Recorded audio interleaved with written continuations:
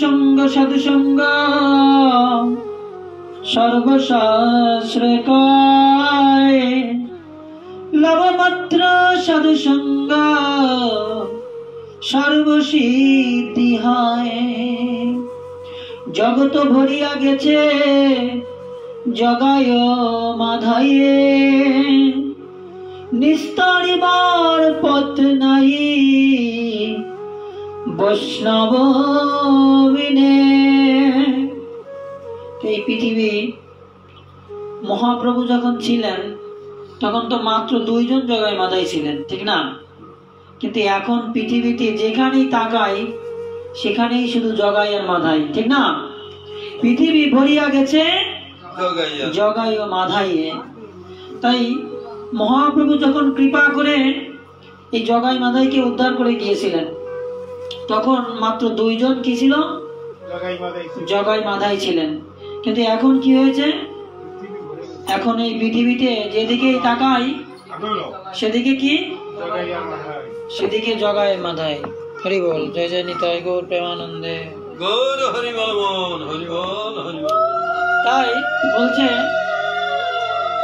যে পৃথিবী ভরিয়া গেছে জগায় মাধাই।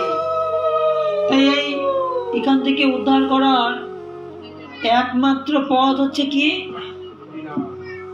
একমাত্র পথ হচ্ছে সাধুগুরু বৈষ্ণবের কৃপা। যদি সাধুগুরু বৈষ্ণবরা কৃপা করে যদি তারা হরিনাম করার শক্তি প্রদান করে তাহলে আমরা কি হতে পারি? উদ্ধার হতে পারি। তাই একবার সনাতন গোস্বামীকে মহাপ্রভু বলছে, এ সনাতন, তুমি তো অনেক বড় বৈষ্ণব। তখন সনাতন গোস্বামী তার 2 কান চেপে রেখে বলছে, শ্রী বিষ্ণু শ্রী বিষ্ণু। প্রভু কি বলেন? মোর সময় অপরাধী ত্রিভুবনে নাই, নিজ গুণে কৃপা কর বৈষ্ণব গোসাই।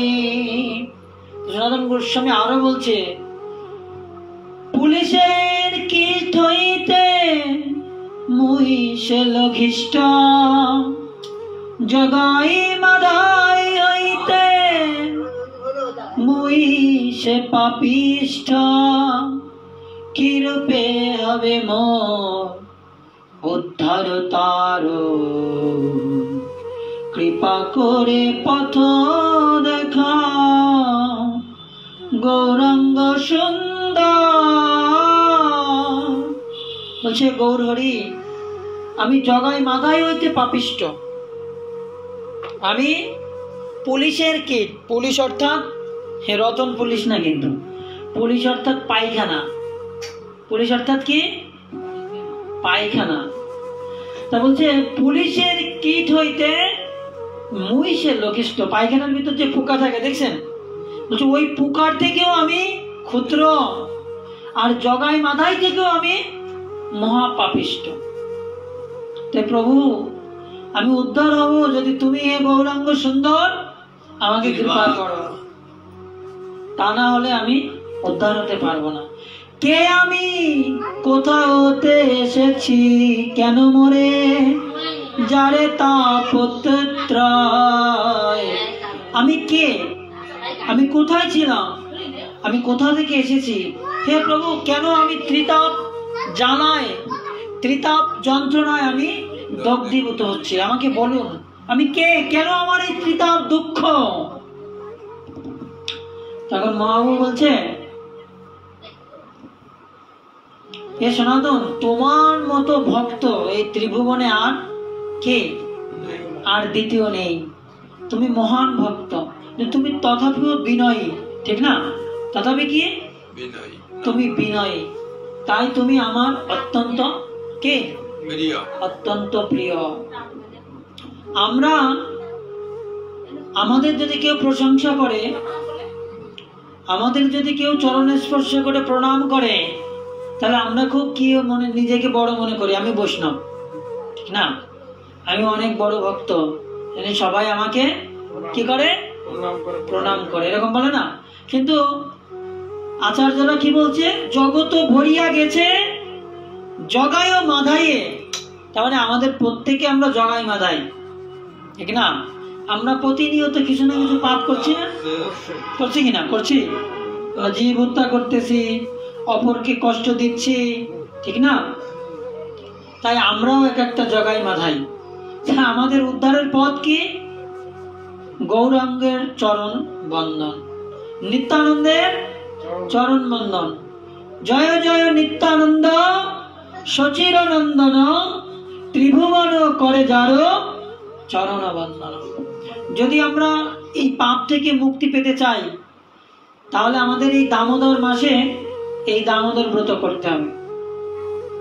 এই দামোদর মাসে আমাদের ভোরে স্নান করতে হবে, সূর্য উদয়ের আগে। যদি কেউ সূর্য উদয়ের আগে স্নান করতে পারে, তাহলে তার আর পুনর্জন্ম হবে না, পুনর্জন্ম নবিদ্যতে। যদি কেউ এই দামোদর মাস ভোর ভগবানকে গীত প্রদীপ দেখায়, আকাশ প্রদীপ নিবেদন করে, তাহলে তার কি হবে? তার যত পাপ পুণ্যের খাতা আছে সেই খাতা ক্লোজ হয়ে যাবে, বন্ধ হয়ে যাবে। বুঝেছেন এই দামোদর মাসের মাহাত্ম কি? যদি কেউ এই দামোদর মাসে ভগবানকে মালতী ফুল দিয়ে মালা গেঁথে গলায় দেয়, বুঝেছেন, সে কি হবে? সে ভগবত ধামে পৌঁছে যাবে, ভগবত ধাম তার প্রাপ্তি হবে। এই দামোদর মাসের এত মাহাত্ম। দামোদর মাস বা এই মাসকে অনেকে বলে কার্তিক মাস। যেমন ইংরেজি 12টা মাস আছে, আছে না? ইংরেজি 12টা মাস আছে, জানুয়ারি ফেব্রুয়ারি এভাবে 12টা মাস। বাংলা 12টা মাস আছে না? বাংলা বৈশাখ জ্যৈষ্ঠ আষাঢ় শ্রাবণ, ঠিক না? ইংরেজি মাসের প্রথম মাসের নাম কি? জানুয়ারি। আর বাংলা মাসের আমরা জানি না, এখনো আমরা জানি না। বাংলা মাসের প্রথম মাস হচ্ছে অগ্রহায়ণ মাস, বুঝেছেন? অগ্রহায়ণ, এটা হচ্ছে প্রথম মাস। শেষের মাসের নাম কি? কার্তিক, বুঝেছেন? তা আসলে আমাদের মাস গণনা হয় পূর্ণিমা থেকে পূর্ণিমা। তো এখন কিন্তু কার্তিক মাসের আধা আধি হয়ে গিয়েছে, কিন্তু আমাদের বাংলা পঞ্জিকা অনুযায়ী আজকে থেকে কার্তিক মাস শুরু, কিন্তু পূর্ণিমা থেকে কার্তিক মাস শুরু হয়েছে। কি থেকে? পূর্ণিমা থেকে। শারদীয় পূর্ণিমা যেদিন লক্ষ্মী পূজা হয়েছে, ওই দিন থেকে কার্তিক মাস শুরু হয়েছে। আমাদের বৈদিক মাস গণনা হয় পূর্ণিমা থেকে পূর্ণিমা, বুঝেছেন? তাই পূর্ণিমা, লক্ষ্মী পূর্ণিমা থেকে কার্তিক মাস শুরু হয়েছে, কার্তিক ব্রত, দামোদর ব্রত, আর রাস পূর্ণিমায় শেষ হয়ে যাবে। কিন্তু আমাদের পঞ্জিকা অনুযায়ী তো আমাদের আজকে কার্তিক মাস শুরু হচ্ছে, ঠিক না? এই জন্য আমরা অনেকে ভুল করতেছি, আমরা আজকে থেকে প্রদীপ দিচ্ছি, এরকম না। প্রদীপ শুরু হয়েছে লক্ষ্মী পূর্ণিমা থেকে, প্রদীপ দেওয়া শুরু হয়ে গিয়েছে, বুঝেছেন? আর রাস পূর্ণিমায় প্রদীপ দেওয়া সমাপ্ত হয়ে যাবে। এখন আমরা একাদশী ব্রত পালন করি একাদশী আর দ্বাদশীতে না, ঠিক না? এখন যদি আপনি একাদশী পালন করেন চতুর্দশীতে, কোনো লাভ হবে? লাভ হবে? ঠিক আপনি এই দামোদর ব্রত যদি এখন শেষ হয়ে যাবে রাস পূর্ণিমায়, তারপরে যদি আপনি ব্রত করেন, হবে? কাজ হবে? এই রাস পূর্ণিমার 2 দিন পর থেকে কাত্যায়নী ব্রত শুরু হবে, যে ব্রত গোপীরা করেছিলেন, বুঝেছেন? এই জন্য এই দামোদর ব্রত শুরু হয় লক্ষ্মী পূর্ণিমা থেকে রাস পূর্ণিমা। আমাদের বোঝার ভুল। আমাদের বৈদিক মাস গণনা হয় পূর্ণিমা থেকে পূর্ণিমা, কিন্তু পঞ্জিকায় লিখে দিয়েছে কি আজকে থেকে কার্তিক মাস শুরু, কার্তিক ব্রত শুরু। কার্তিক মাস শুরু হয়েছে কবে থেকে? লক্ষ্মী পূর্ণিমা থেকে। যেমন আমাদের বৈষ্ণবীয় 12টা মাস আছে। বৈষ্ণব পরে কথা বলবেন, আমি সময় দিব। বৈষ্ণবীয় 12টা মাস আছে। সে বৈষ্ণবীয় মাসের নাম কি জানেন আপনারা? কি জানেন? জানেন? আমরা প্রত্যেক দিন কিন্তু সেই 12টা মাসের নাম আমরা বলি। কি আছে? আমরা প্রত্যেক দিন আমরা এই 12টা মাসের নাম সবাই উচ্চারণ করি। যারা আমরা দাদা সঙ্গে তিলক দিই, তারা প্রত্যেক দিন আমরা এই 12টা মাসের নাম বলি। প্রথম মাসের নাম কি? কেশব মাস, তারপরে নারায়ণ, তারপরে মাধব, তারপরে গোবিন্দ, গোবিন্দা, ঠিক আছে। তারপরে দক্ষিণ দিকে বিষ্ণু, বিষ্ণু মাস, তারপরে মধুসূদন, তারপরে ত্রিবিক্রম, তারপরে বামন, তারপরে ধরায়, শ্রী ধরায়, তারপরে ঋষিকেশ, তারপরে তারপরে দামোদর। সর্বশেষ কোনটা? এই দামোদর মাস হচ্ছে এই বৈষ্ণব মাসের শেষ মাস, যে মাসটা চলতেছে। অর্থাৎ বাংলা মাসের শেষ মাস কার্তিক মাস। কার্তিক মাস শেষ হলে অঘ্রাণ মাস হচ্ছে বাংলা মাসের প্রথম মাস।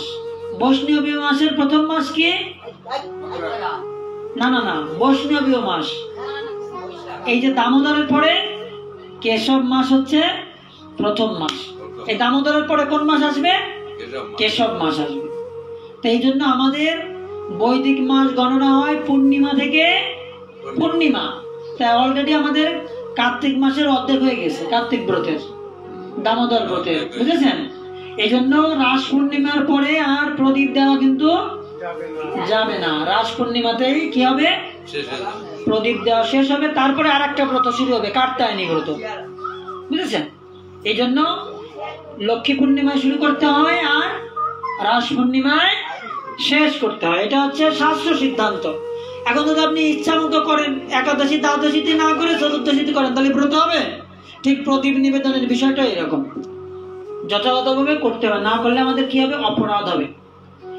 আপনি 1000 গুণ ফল বেশি পাওয়ার আশায় আপনি তো পাপই হতে পাপ করছেন। কেন?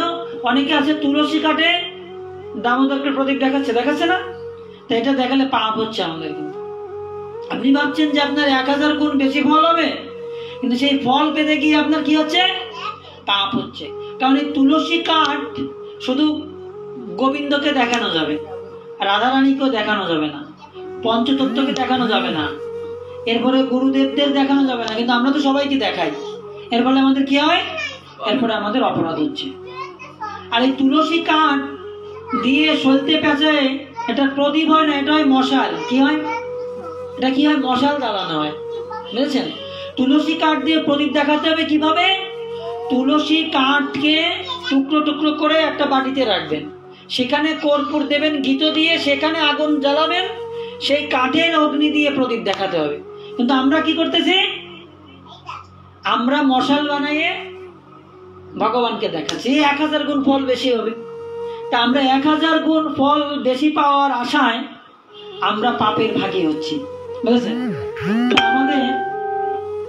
আমাদের শ্রী শ্রী রাধা মাধব গৌরাঙ্গ ভবন মন্দিরে এই অন্নকূট মহোৎসব হবে। আপনারা সবাই যাবেন। আপনাদের এখানে হয়, আমাদের ওখানে অনেক বড় আকারে হয়। তা আপনারা যদি কেউ সময় করতে পারেন এই বুধবার অবশ্যই যাবেন।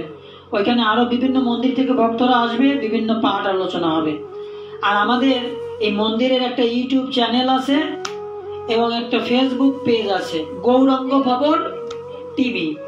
ওইখানে এই সব পাঠ আলোচনা দেওয়া আছে। কেন আপনি তুলসী কাঠের প্রদীপ দেখাবেন না, গীত প্রদীপ দিয়ে দেখাতে হয়, একাদশী কবে। কারণ আমরা বিভিন্ন 2 দিন একাদশী করি না, অনেকে আমরা না জেনে না বুঝে ওই পঞ্জিকা দেখে আমরা একাদশী অনেক গুরুত্বপূর্ণ, কিন্তু আমরা একটা একাদশী নষ্ট করি। কি কেন? এই পঞ্জিকা দেখে দেখে। তাই কবে একাদশী, কেন আজকে একাদশী নয়, এ সম্পর্কে আমাদের এই ইউটিউব চ্যানেল এবং ফেসবুক পেজে এটা দেওয়া হয়। আপনাদের প্রত্যেকের স্মার্টফোন আছে, আপনারা গৃহে বসে একাদশীর ঠিক 2 দিন আগে এই ভিডিও দেওয়া হয়, মেসেজ দেওয়া হয়। আপনারা এটা দেখতে পারেন, আমাদের চ্যানেলে ঢুকে সাবস্ক্রাইব করে, তাহলে আপনারা সঠিক সিদ্ধান্ত জানতে পারবেন। না হলে আমরা করছি কিন্তু আমাদের ভুল হয়ে যাচ্ছে, বুঝেছেন? যেমন অনেকে কি করেছে, লক্ষ্মী পূর্ণিমা থেকে প্রদীপ দেখাচ্ছে না, কি করতেছে? আজকে থেকে বা গতদিন থেকে প্রদীপ দেওয়া শুরু করেছে। কেন? মঠের লিস্টেও দেওয়া আছে যে আজকে থেকে। এখন মঠে দিছে তো ওই কার্তিক মাস, কিন্তু কার্তিক মাস শুরু হয়ে গেছে তো লক্ষ্মী পুজো থেকে। এখন আপনি বলতে পারেন আপনি বেশি বোঝেন, মঠের মহারাজরা আর কিছু বোঝে না, আপনি সব বোঝেন। তাহলে আমার কথা আপনারা শোনেন না, আপনারা হরিভক্তি বিলাস দেখেন যে কার্তিক মাস কবে শুরু হয়েছে, কার্তিক ব্রত বা দামোদর ব্রত কবে থেকে শুরু করতে, এটা হরিভক্তি বিলাসে দেওয়া আছে। এটা পুরাণে দেওয়া আছে, ভাগবতে দেওয়া আছে। আপনারা আমার কথা শুনবেন না, মঠের কথাও শুনবেন না। কার কথা শুনবেন? শাস্ত্র দেখবেন, হরিভক্তি বিলাস, পদ্মপুরাণ, স্কন্দ পুরাণ, এটা দেখবেন, এখানে লেখা আছে। তাহলে তো আর আমার কথা আর মঠের